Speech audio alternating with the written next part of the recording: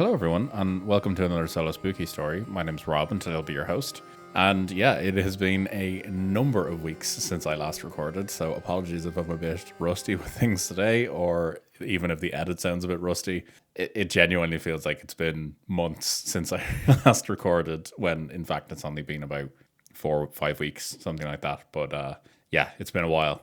Mentally anyway, so I hope you're all keeping well whenever it is you're listening to this, and yeah, I hope that January has been good to you. It's been nice for me. It's definitely the longest month of the year. I think we're into week 12 of January now, and there doesn't really seem to be much end in sight, but I can't complain too much.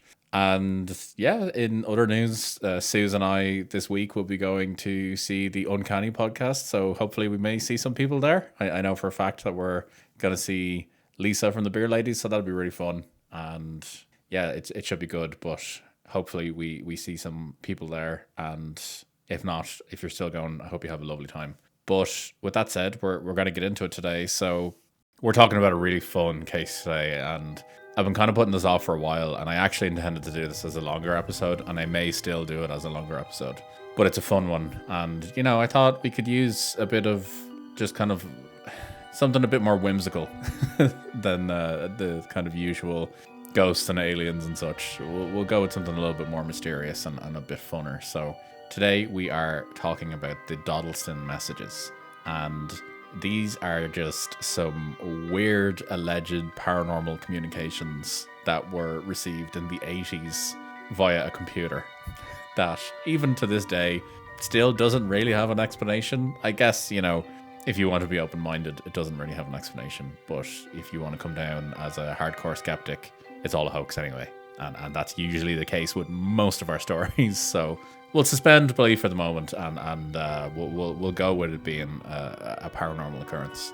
So yeah, the Dodleston Messages, they were this series of alleged paranormal communications that were received via a BBC microcomputer in the mid-1980s. They were received by a man called Ken Webster in Dodleston, which is in Cheshire in England. And they remain one of the most just strange and debated cases in, I suppose, modern paranormal investigation that kind of sits outside of the ghosts and aliens and the usual paranormal lore, I suppose. These are just kind of a bit of outliers, I suppose. And when you go onto Reddit and even look up these things, like you'll see various subreddits around unsolved mysteries, high strangeness, paranormal occurrences, and they're fairly frequently talked about, this occurrence. And yeah, people just kind of, it's kind of, in a sense, people just have made up their minds about it, and that's it. From what I can see, there is debate about it, but it's a weirdly nicer community, or a weirdly nicer debate than the other kind of debates that you see around the paranormal. So we're going to get into it. I'm just going to give an overview of what happened, and if you're more interested in things, I'm going to suggest a book at the end.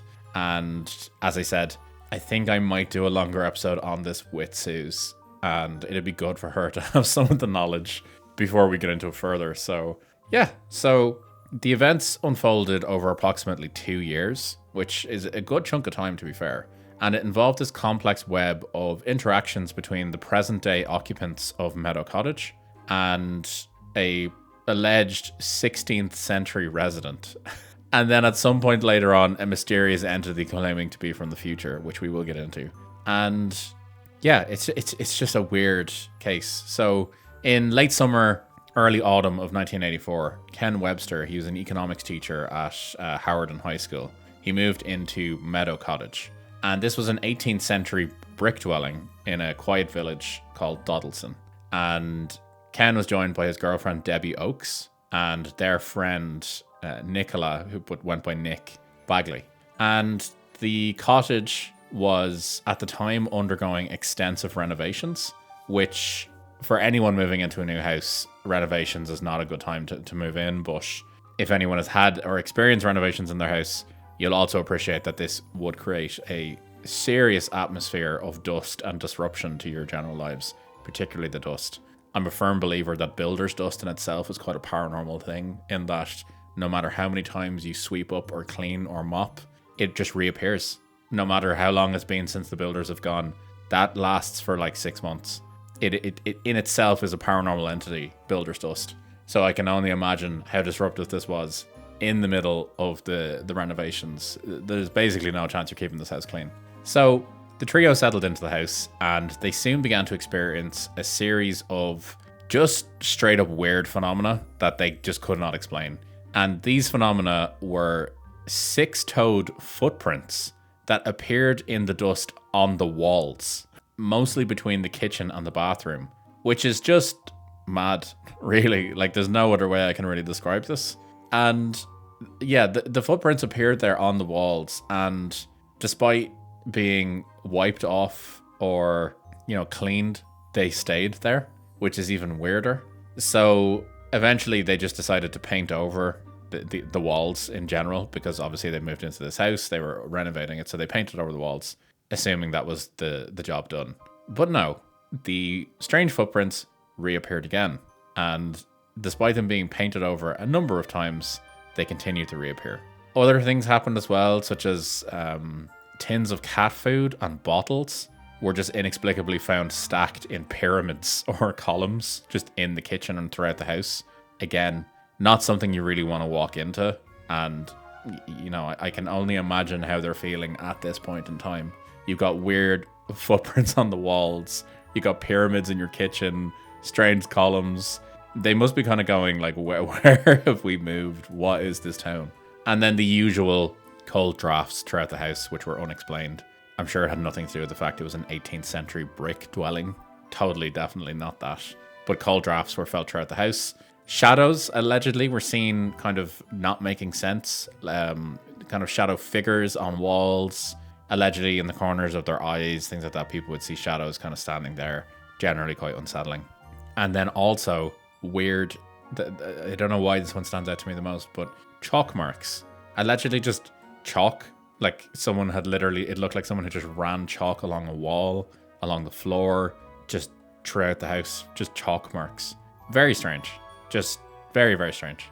And I think in this heightened sense of just probably fear, and I'd say a healthy bit of confusion, the trio just didn't really know what was going on, which is totally fair. So around December 1984 then, Ken, Debbie and Nick returned home one evening after a night out or whatever. I'm not quite sure the details there, but Ken had brought home a BBC microcomputer from the school that he worked in, and he allowed Nick to borrow it basically so she could write some sketches.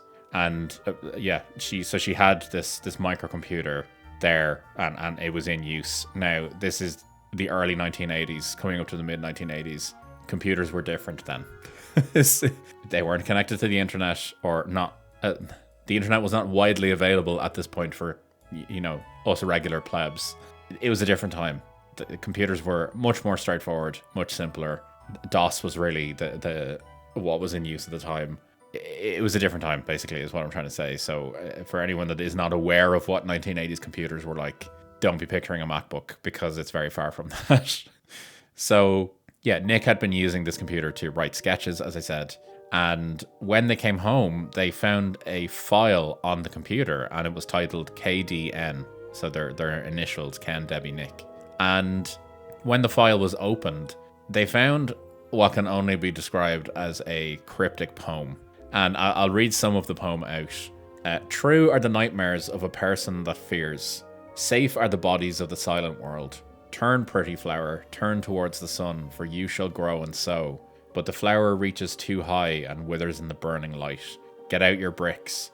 Pussycat, pussycat. Cat went to London to seek fame and fortune. Fate must not be lost, for this shall be your redeemer. So, just a weird, cryptic poem. I would say almost a bit ominous in a sense. And it's got a bit of a nursery rhyme feel to it as well. Just a bit strange. It's also got kind of undertones of kind of faith, like it's talking about you shall grow and sow, and yeah, it's just talking about the Redeemer and things like that. So I'd imagine for the trio seeing this, it was probably a bit weird, and they probably also viably would probably suspect it as a joke that one of them was playing on the other, or someone else had maybe gotten to the computer that they weren't aware of. But that's the logical thought process in all of this, and I don't think they'd be blamed for thinking that. But the three of them couldn't explain how the message had appeared. They were adamant that they hadn't written it themselves, and yeah, they basically couldn't figure out what it was. Also, as I mentioned, the internet was not a thing for regular people at this point. So, given the computer's lack of network connectivity, there was basically a total absence of how it could have gotten there, and no obvious signs of an intruder in the house either. So, a week later then, a second message appeared, and this time it had a vastly different tone, in that it was written in what appeared to be archaic English. And I'll just give some of an extract from it. I write on behalf of many. What strange words you speak. You are a worthy man who has a fanciful woman, and you live in my house, with lights which devil makes. It was a great crime to have stolen my house, and it was signed as LW. So the message's language, and I suppose spellings and references to lights which the devil makes, presumably electricity, and charge house is also mentioned in it at one point. That's another name for a school. Suggest a tone or at least a style of writing that was used in the distant past. And weirdly enough at this point, Ken and Debbie and Nick decided to respond to the messages. They started typing in these documents almost as like a response to what was coming to them, and they waited, and after a period of days there soon began to be replies. And this went on for quite a while. So they would get these messages, they'd respond to them, and they'd basically, the computer almost became this point where there was questions being left on the computer, and then they were receiving increasingly detailed replies from this LW. And yeah, eventually, to, I suppose, summarize the messages, because there was quite a few, the sender claimed to be living in the year 1546 during the reign of Henry VIII, and described himself as a humble farmer, and he lived on a farm built of red stone. And yeah, eventually his name came out to be known as Lucas Wainman, LW. And yeah, it was just generally quite strange. So over the next 18 months, so we're into 1985 at this point, through to 1986, the correspondence intensified. Lucas provided vivid descriptions of his life. He talked about local geography, historical figures, and kind of expressed confusion and suspicion about the presence of Ken and Debbie in particular. And he'd sometimes accuse them of being devils or spirits, but then at other times he'd also express friendship towards them and curiosity about their world. And they were really kind of the focus of it, not so much Nick, and we'll get to that maybe in a little bit, but they're really kind of the focus of it. And at this point then, the messages themselves then kind of jumped ship, so they weren't just limited to the computer then. On occasion, they actually found handwritten notes and chalk markings appearing in the cottage. And it all just kind of started to blur the boundaries between the physical and the paranormal. Like, whatever you want to say about the computer, it being potentially tampered with or something like that, but they're starting to find handwritten notes in their house in handwriting that they claim that they don't recognize, which is inherently creepier, I would say, because that means someone then has potentially been in your house without you knowing about it. So as I said, this went on until 1986, and yeah, there was a lot going on there. Lucas basically was dropping all the lore from the 16th century on them and was giving them all that they needed to know about all the workings of a farmer in the 16th century. And then the narrative takes a turn. And it's a dramatic turn at that. So all of a sudden, at one point then, a new person just begins communicating through the computer that they just did not anticipate, I'm sure. And this entity began describing or identifying itself as 2109 or 2109, whatever way you want to say it.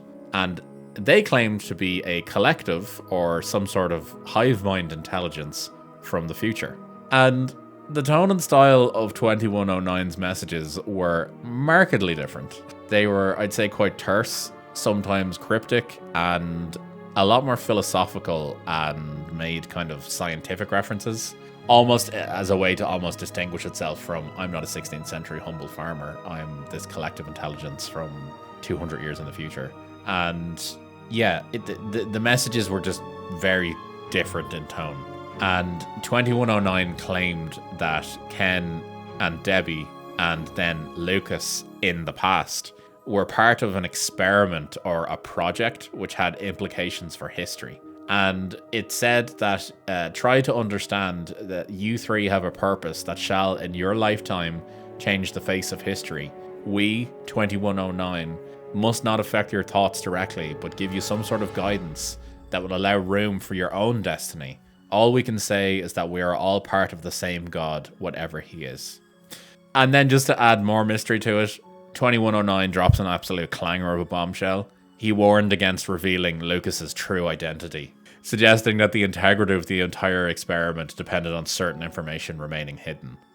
Why it even felt the need to say that Lucas was hiding his identity, I don't know. But it immediately, I'm sure, made Ken and Debbie go, what do you mean that's not his identity?